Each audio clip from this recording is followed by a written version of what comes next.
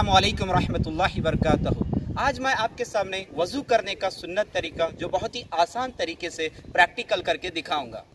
सबसे पहले आप दिल में नीयत कीजिए, या अल्लाह मैं पाक होने के लिए वज़ू कर रहा हूँ। फिर उसके बाद बिस्मिल्लाह पढ़ें और 3 मरतबा अपने हाथ गट्टों तक धोएं। फिर उसके बाद नल की टोटी बंद कर दें। उसके बाद हाथ उंगलियों का खलाल करें, इस तरह से उंगलियों का खलाल करें। फिर उसके बाद मिसवाक करें। मिसवाक पकड़ने की सुन्नत इस तरह से है, ये 3 उंगलियां इस तरह से पकड़ें, तो इस तरह से मिसवाक पकड़ने की सुन्नत है। फिर ऊपर की तरफ, सीधे तरफ, उल्टी तरफ, नीचे, फिर नीचे, उल्टे तरफ, इस तरह से करें। ये मिसवाक करने की सुन्नत है। उसके बाद कुल्ली करें।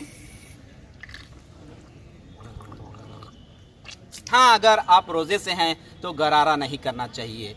उसके बाद इसी तरह से ये 3 मरतबा कुल्ली करें। उसके बाद फिर नाक में पानी चढ़ाएं, चुल्लू भर के ले लें, थोड़ा सा ले लें पानी, नाक में पानी चढ़ाएं। यहाँ तक पानी चढ़ना ज़रूरी है। और उल्टे हाथ से नाक साफ़ करें, इस तरह से, और छोटी उंगली से नाक साफ़ करें। ऐसा 3 मरतबा करें। फिर उसके बाद चेहरा धोएं। चेहरा की मिकदार इस तरह से है, यहाँ से यहाँ तक, और एक कान की लो से लेकर दूसरे कान की लो तक। इस तरह से मैं आपको 1 मरतबा धोकर दिखाता हूँ।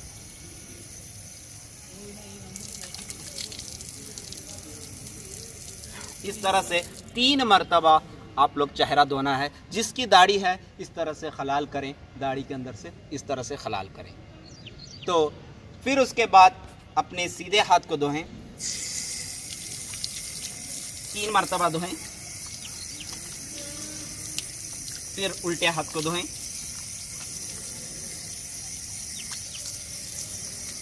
फिर उसके बाद मसा करने का तरीका देखिए।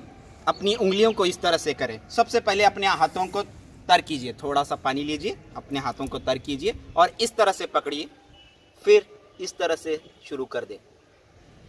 अब उंगलियों का काम ख़त्म हो गया। अब हथेलियों का स्टार्ट होता है, इस तरह से पीछे जाकर इस तरह से कीजिए। फिर उसके बाद गर्दन का मसा कीजिए।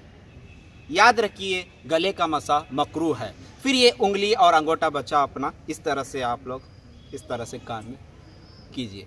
फिर उसके बाद सीधा पाँव धोएं।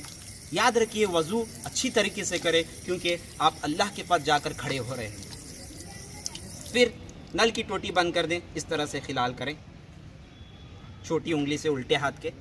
फिर इसी तरह से लेफ्ट पाँव का इस तरह से धोएं और इसी तरह से खिलाल करें छोटी उंगली से।